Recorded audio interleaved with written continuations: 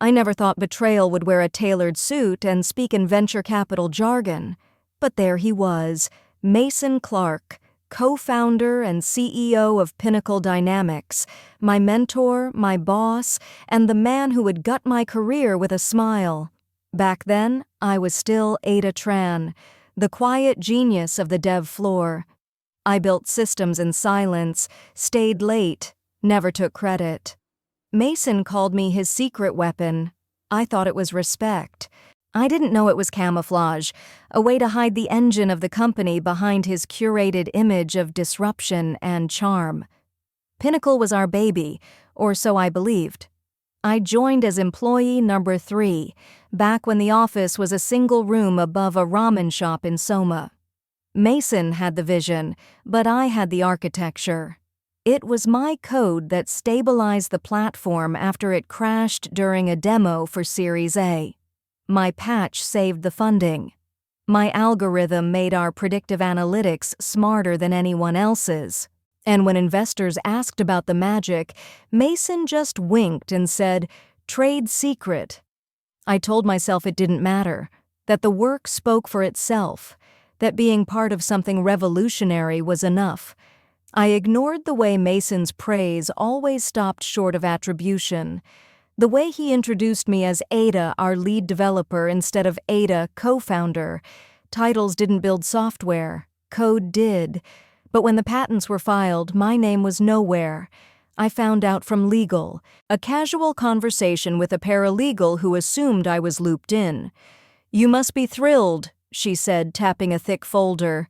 "3 patents in 1 week. Mason's on fire." My stomach turned to ice. I confronted Mason that night. He was in his office, drinking Japanese whiskey and rearranging awards on a shelf. I stood in the doorway and said, "Why aren't my name on the patents?" He didn't flinch, just poured another glass and gestured for me to sit. "Adah," he said, like I was a child asking why the sky was blue, "you're the best engineer I've ever worked with, but legal ownership? That's a different game. Investors like clean structures, one name, one vision." I stared at him. "But I wrote the core algorithm." He smiled, almost sad. "You wrote the code, sure, but the company owns the IP, and the company files under my name. That's standard." Standard. That word rang in my ears like a gunshot. I left his office without saying another word, went home and opened every backup drive I had, every Git repo, every Slack conversation. I built the whole damn thing, line by line, and I had proof. But proof isn't power, not in Silicon Valley.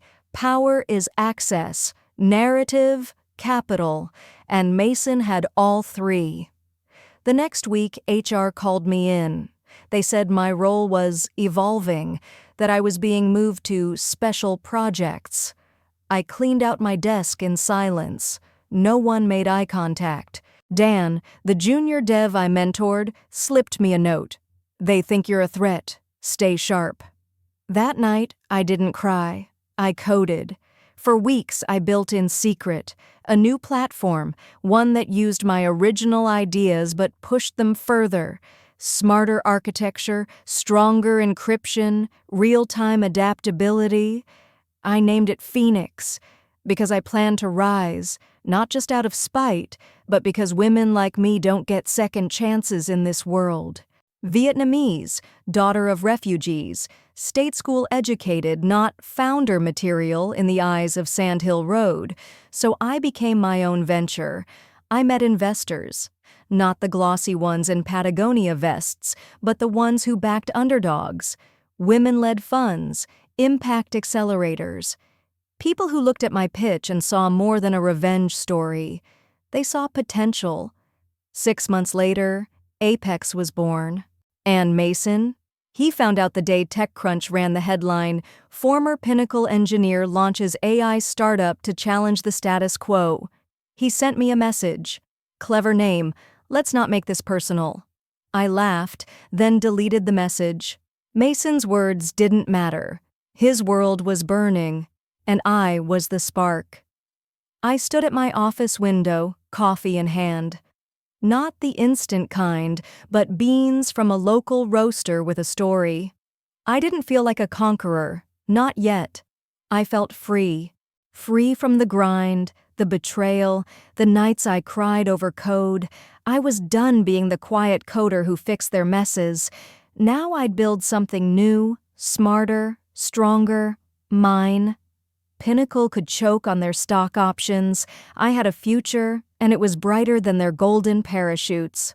I walk into my office every morning now, and it still feels like a dream.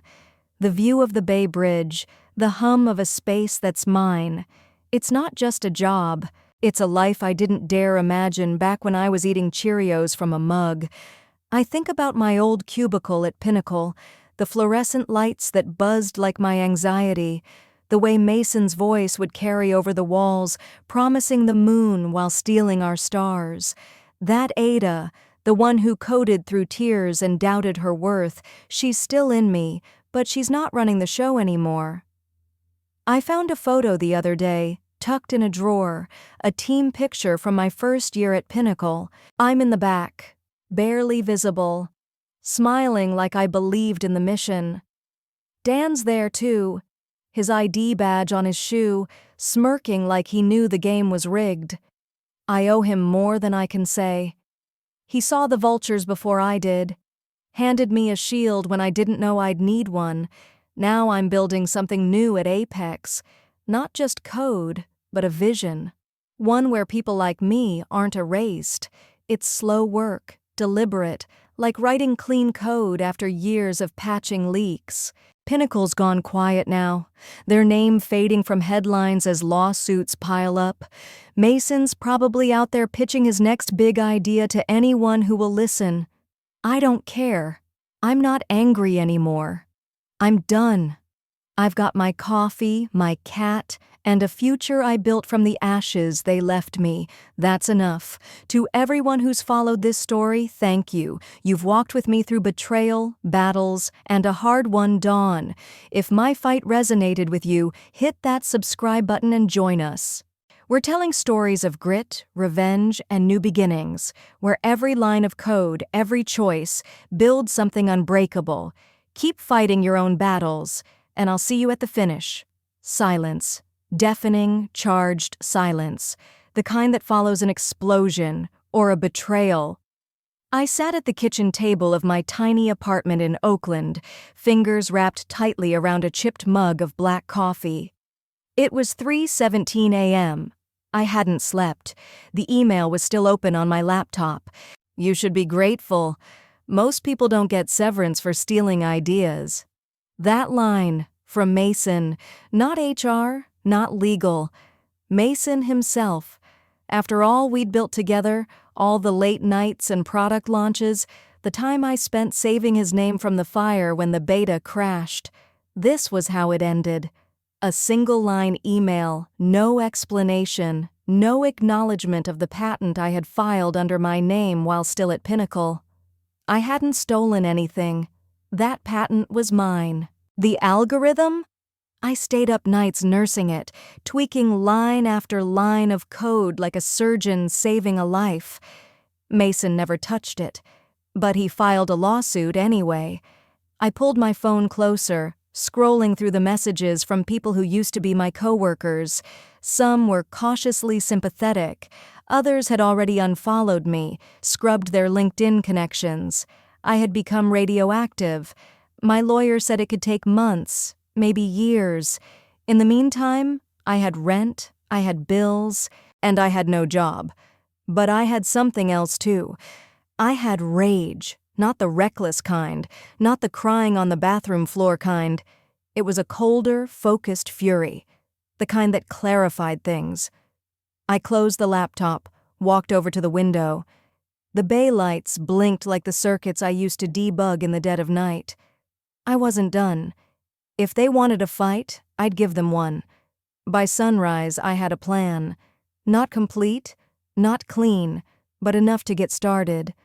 First, secure the patent. I called my lawyer, pushed to fast-track every step. Second, reach out to investors, not VC firms, too early, too risky. but I remembered faces from tech meetups, from panels I spoke at during better days, people who nodded when I spoke, people who remembered. I sent out emails, made calls, booked coffee meetings. I called it Apex. Not because it sounded cool, because I needed the reminder.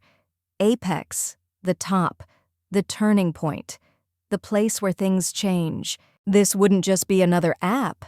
It would be proof that I was more than the company that fired me, more than the man who tried to erase me. The first meeting was with Dan. He'd been a back-end engineer at Pinnacle. Quiet, brilliant, never quite fit into the bro culture Mason curated like it was product strategy. We met at a cafe in Mission District. He was already there, hoodie up, earbuds in, but his eyes lit up when he saw me. "I read everything," he said.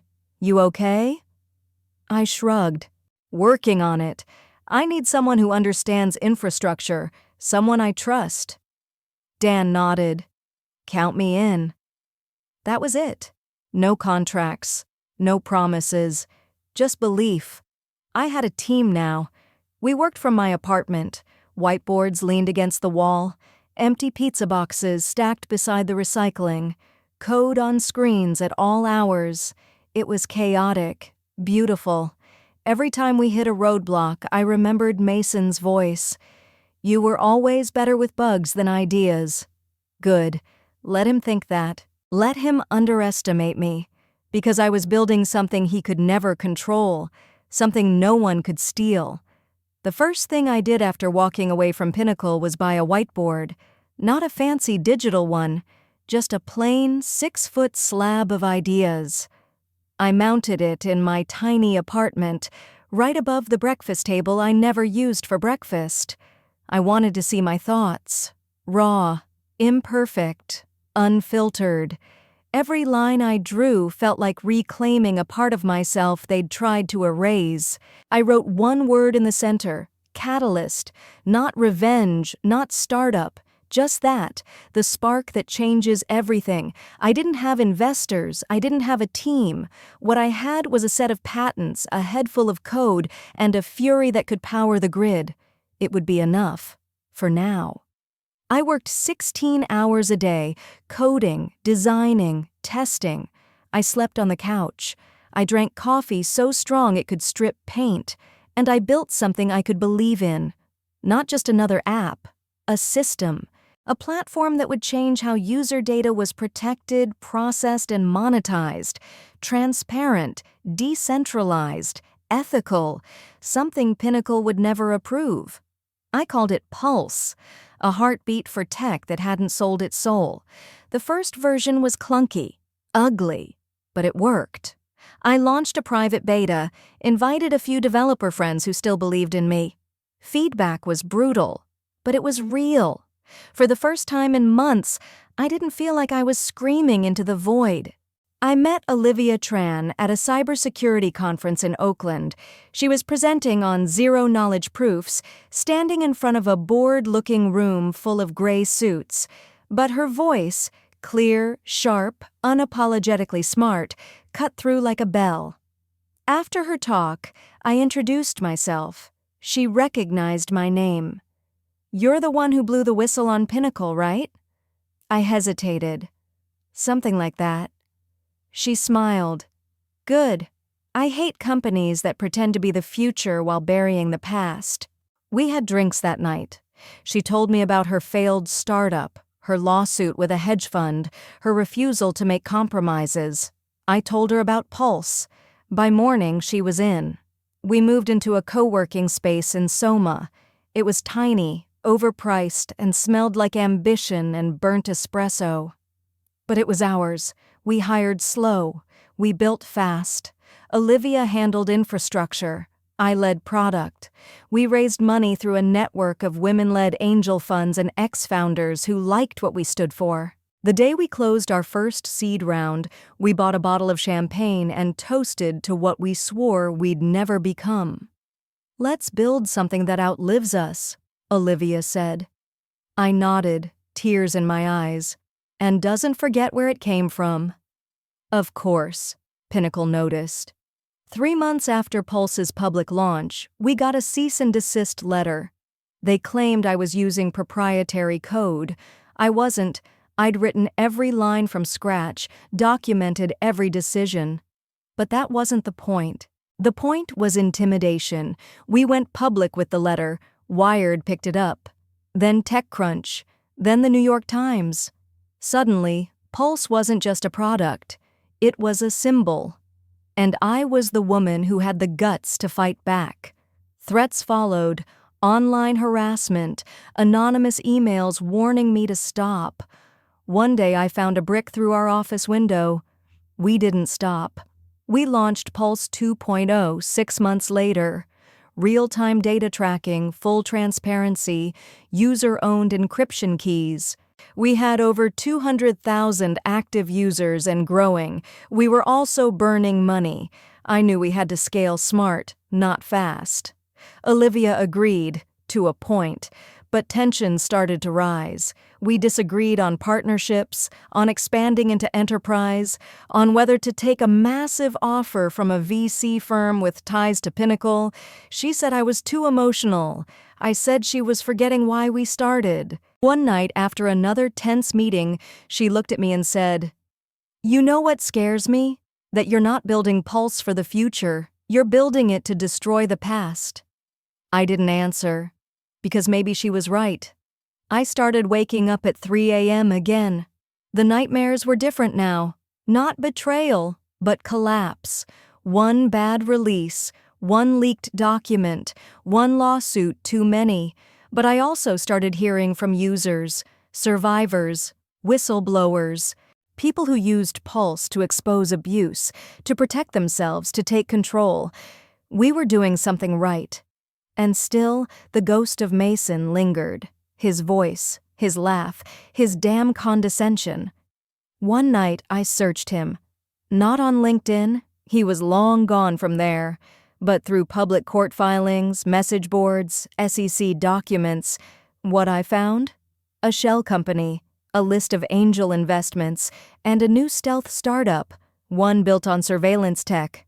He wasn't done. He'd just moved into the shadows. And suddenly, I wasn't angry. I was clear. This wasn't about him anymore. This was about every woman who'd been dismissed, every engineer silenced, every idea stolen. Pulse wasn't a company, it was a reckoning. By now, I could recite Mason's deposition like a monologue. Every lie, every deflection, every time he smirked like he was still the smartest guy in the room.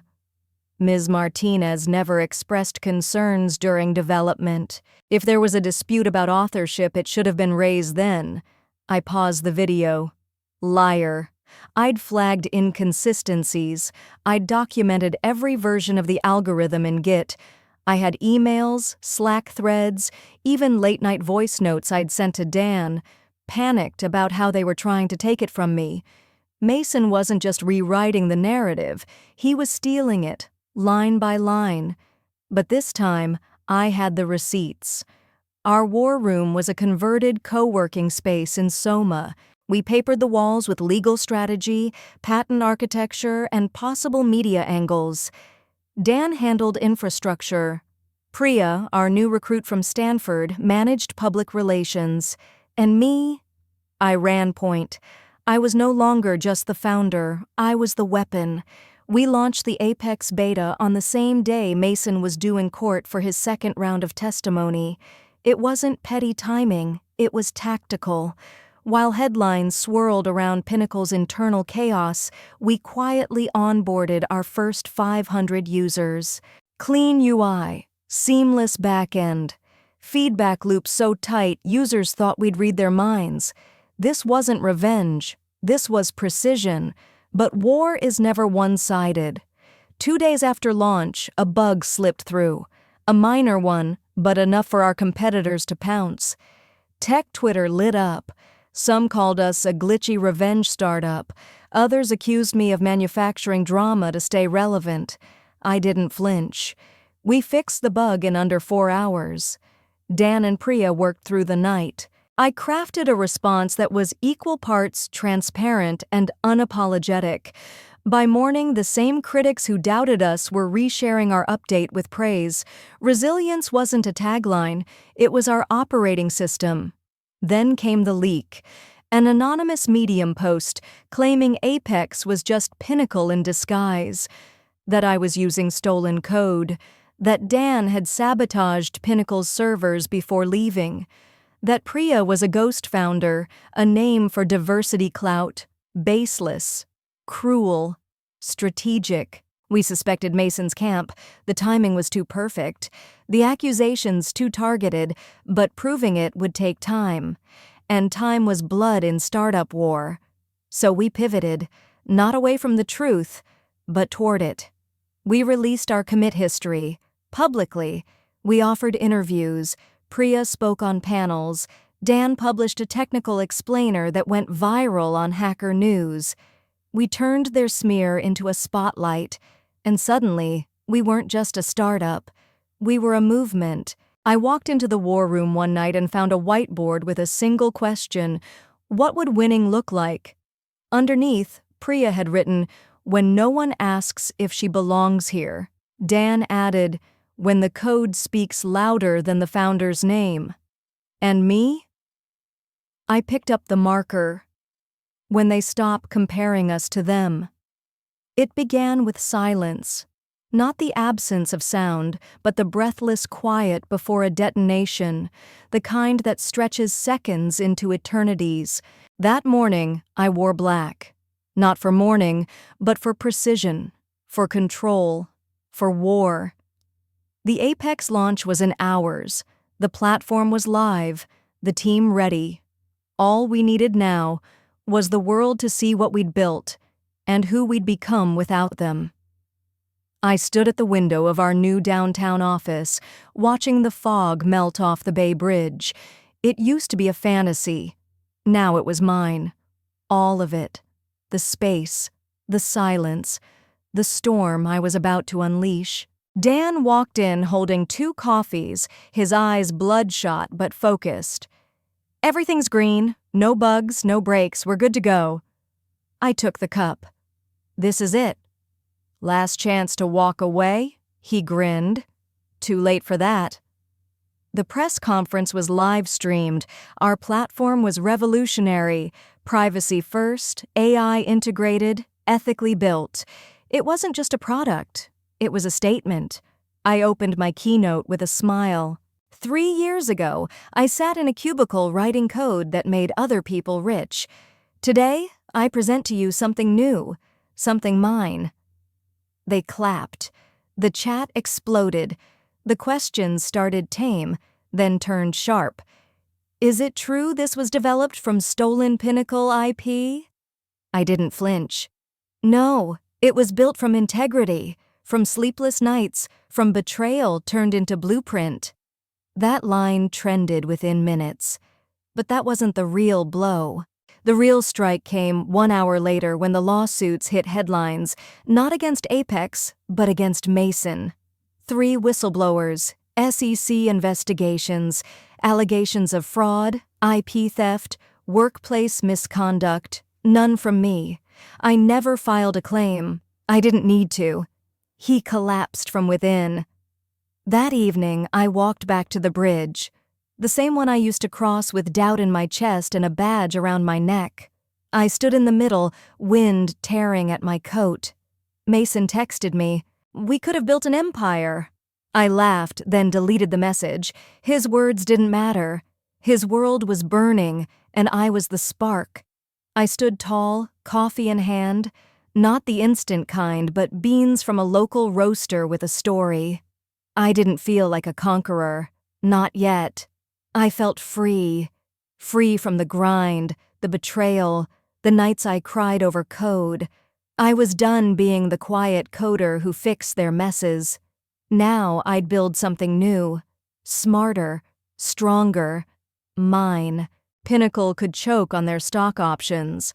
I had a future, and it was brighter than their golden parachutes. Now, every morning, I walk into the Apex office and it still feels like a dream. The view, the hum of a space that's mine. It's not just a job, it's a life I didn't dare imagine when I was eating Cheerios from a mug. I think about my old cubicle at Pinnacle, the buzzing lights, the fake smiles, the way Mason promised the moon while stealing our stars. That Adah, the one who cried over broken builds and doubted her worth, is still in me. But she's not running the show anymore. The new version writes her own script, and she doesn't look back. To everyone who's followed this story, thank you. You've walked with me through betrayal, battles, and a hard-won dawn. If my fight resonated with you, hit that subscribe button and join us. We're telling stories of grit, revenge, and new beginnings, where every line of code, every choice, builds something unbreakable. Keep fighting your own battles, and I'll see you at the finish. The message came at 2:04 a.m., a single line of code sent through an anonymous GitHub repo. Dan and I stared at the blinking cursor, then at each other. "This is from inside Pinnacle," he said. The exploit was real. Someone on the inside was leaking pieces of Mason's new platform, and it looked disturbingly similar to our prototype. Not just similar, identical. Down to variable names I had written during a night I barely remembered. Mason had stolen Apex. We knew this day would come, but not this soon. Dan pulled up logs, ran hashes. There was no doubt. It was our code. Somehow, Mason had gotten it. Someone had leaked it. Or worse, we'd been hacked. Either way, we had to act fast. I called a meeting at 5 a.m. Not just Dan, but our legal counsel, our two newest engineers, and Ravi, the quietly brilliant security analyst who joined us 2 weeks ago. "We go public," Ravi said, "not just with the leak, with everything. Mason, the code theft, the lawsuit, we show our receipts." It was risky. We had funding rounds approaching, users onboarding. If we looked unstable, the whole house of cards might collapse. But I wasn't here to build a business out of fear. I was here to burn down the lies. We drafted a statement, detailed, evidence-packed. I posted it from my personal blog, signed it with my full name. Within 6 hours, it went viral. The backlash was instant. Tech blogs picked it up, Twitter exploded, hashtags trended. Code Her Truth became a movement. Mason issued a vague denial, but by the time he spoke, screenshots and repo logs were already circulating. Then the real storm hit. I got a call from Kara Mitchell, a former exec at Pinnacle. She wanted to meet. We sat across from each other at a wine bar in Soma. She looked tired. Not like she'd aged, but like she'd been carrying weight for years. "You think Mason just did this to you?" she asked. "You're one of dozens." She slid a flash drive across the table. "You'll want to see this." Inside, emails, memos, hidden audits. Years of manipulation, of stolen labor, of gaslit engineers made to believe they weren't good enough. Kara had kept it all, and now she was handing it to me. "Why?" I asked. She drained her glass. "Because someone finally stood up, and because he buried people I cared about." We uploaded the drive to our legal team. More than a dozen former employees came forward in the next 72 hours. Whistleblowers, survivors, allies. We weren't just a company anymore. We were a cause. The courtroom was colder than I expected. Not just the temperature, though the AC was relentless, but the atmosphere. Tense, clinical. Like the world had stripped away everything warm and left behind only logic, order, and judgment. Mason sat at the defense table, flanked by lawyers in bespoke suits. He looked smaller than I remembered. Not physically. He still had the same square jaw and curated stubble, but smaller in presence, like the shine had dulled, like power no longer fit him as effortlessly as it used to. And I stood tall. Not because I wasn't scared, I was, but because fear no longer dictated my choices. Truth did. The evidence spoke louder than any testimony. The stolen code, the internal emails, Kara's documents, the chain of manipulation that threaded through every Pinnacle release since 2017. One by one, people came to the stand. Dan testified with quiet clarity. Ravi walked the court through digital fingerprints no denial could erase. Even Kara, once silent, stood with a trembling voice but unshakable resolve. Then it was my turn. The room held its breath. I told them everything. From the patent Mason claimed wasn't mine, to the sleepless nights, the betrayal, the rage that became purpose. I spoke not just for myself, but for every coder who had been sidelined, silenced, or stolen from. When I stepped down, Mason wouldn't look at me, but the judge did. 3 weeks later, the ruling came. Guilty. Pinnacle was fined. Mason was barred from holding executive positions for a decade. My patent was reinstated and acknowledged as sole intellectual property. But more than the legal victory, we had something rarer: accountability. Apex didn't just survive, it soared. We gained 10,000 users in a week, then 50,000. Then venture capital firms, ones that had once ghosted me, were calling with offers. I turned down most of them. I didn't build Apex for exits or IPOs, I built it for us. We created new hiring pipelines, partnered with women-led incubators, rewrote company culture from the codebase out. Every commit in our system was traceable, every contributor credited. No more ghosts behind the curtain. 1 year later, I stood on a small stage at a tech conference. It wasn't one of the big ones, not yet, but it was ours. Independent, inclusive, real. Behind me, a banner read, "Reclaim, rebuild, rise." I looked out at the crowd. Engineers, founders, students with laptops covered in stickers, people who'd read my story, who saw pieces of themselves in it. I took a breath. "My name is Adah Martinez," I said, and I almost gave up, but I didn't, because code is power, and it's time we take it back. The applause wasn't just loud, it was seismic. Sometimes I still dream of the old days, the cubicle, the fluorescent lights, Mason's voice slicing through the air like a whip. But when I wake, I'm here, in an office I built, with a team I trust, and a future that's finally mine. Apex isn't perfect, no product ever is. But it's honest, it grows, it listens, and it carries the fingerprints of every person who fought for its existence. We didn't just write code, we wrote a new story, one line at a time,